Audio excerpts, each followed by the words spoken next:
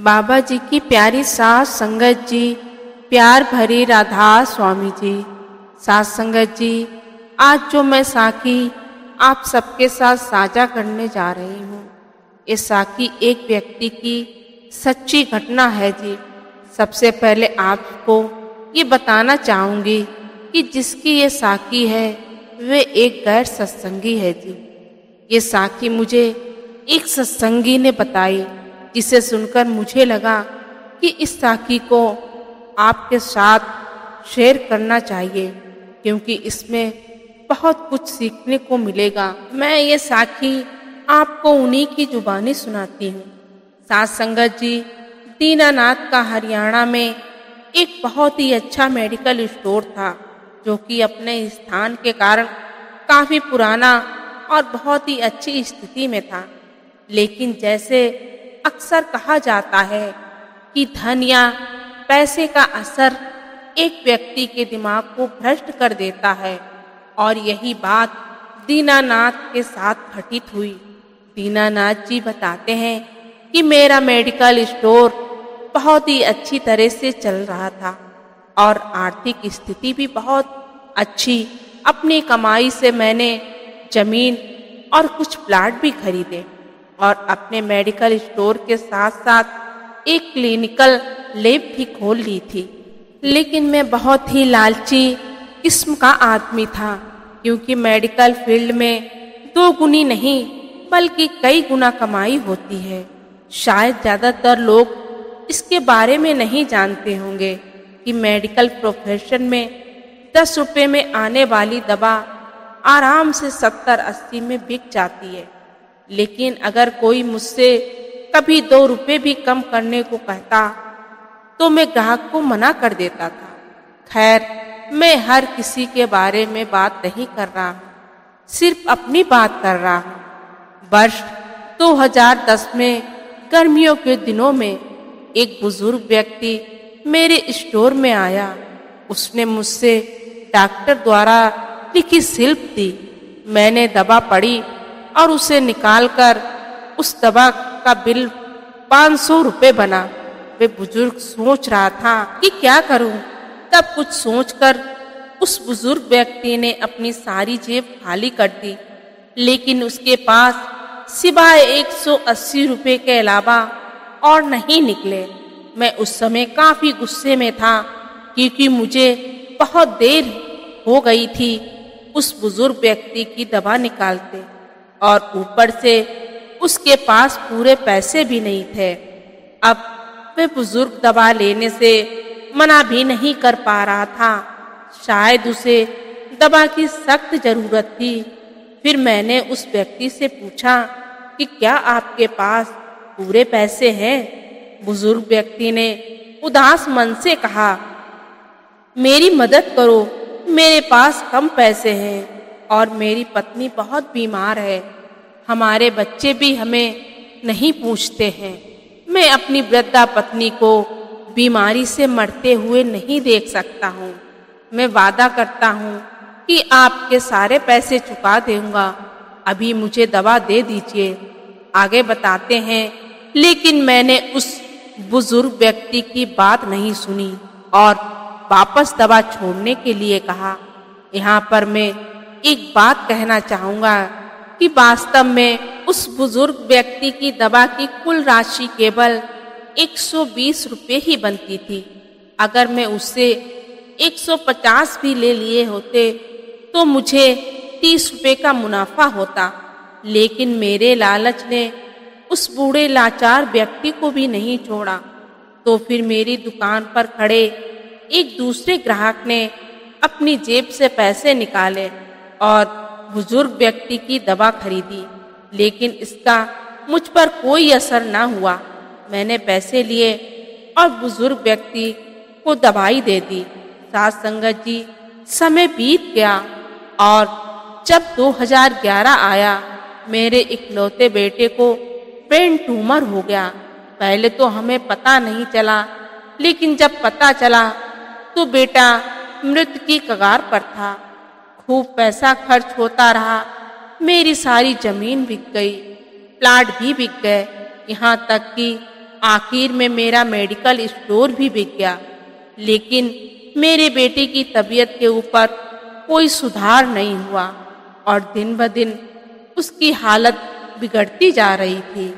जब सारा पैसा खत्म हो गया तो आखिरकार डॉक्टरों ने मुझे बेटे को घर ले जाने के लिए कहा और सेवा करने के लिए कहा।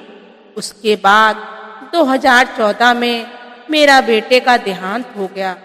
जीवन भर कमाने के बाद भी मैंने बेटे को नहीं बचा सका और 2015 में मुझे भी लकवा हो गया।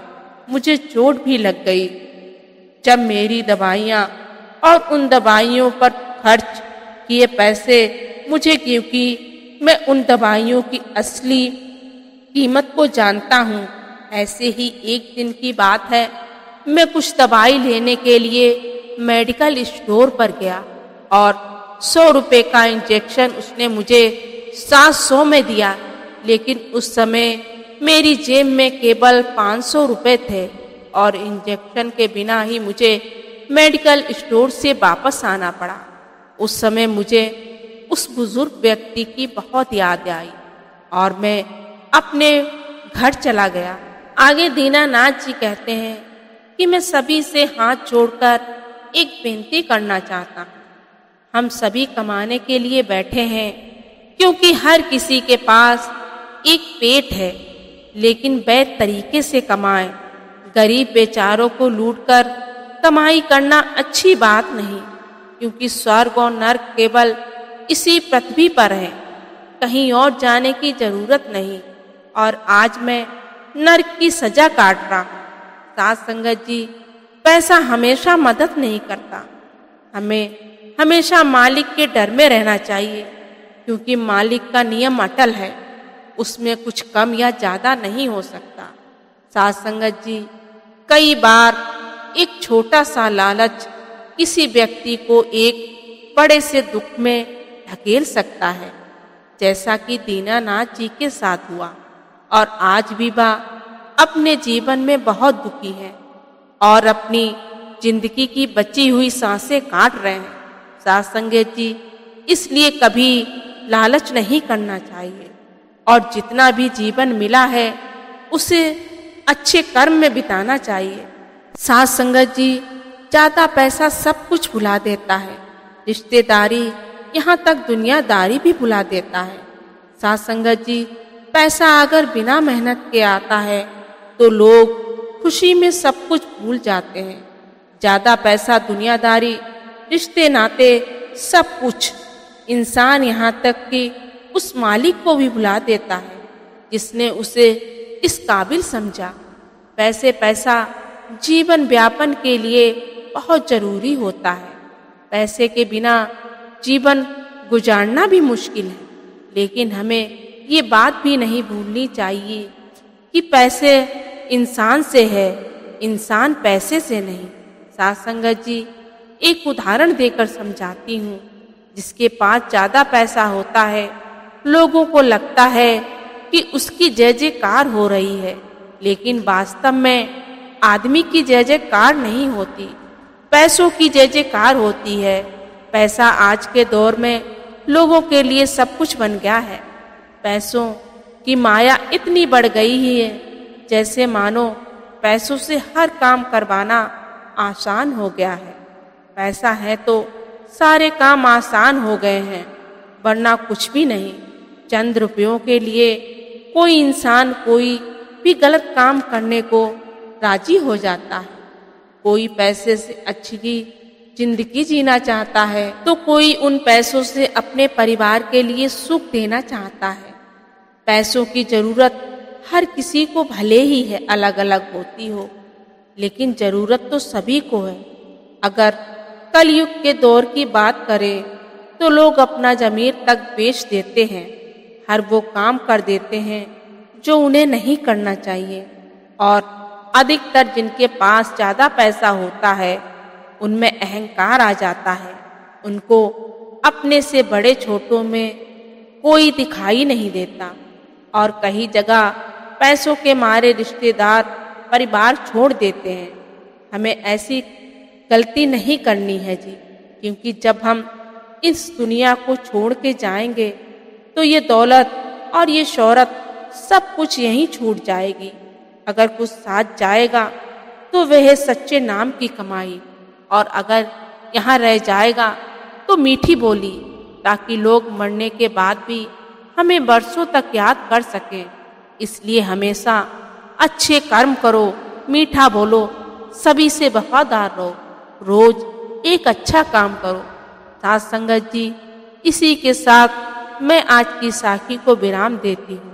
मिलते हैं एक और नई रूहानी भरी साखी के साथ। अगर आपको भी रूहानी साखियाँ सुनना पसंद है तो आप जी हमारे चैनल को सब्सक्राइब जरूर करें जी। गुरु प्यारी साथ संगत जी, राधा स्वामी जी।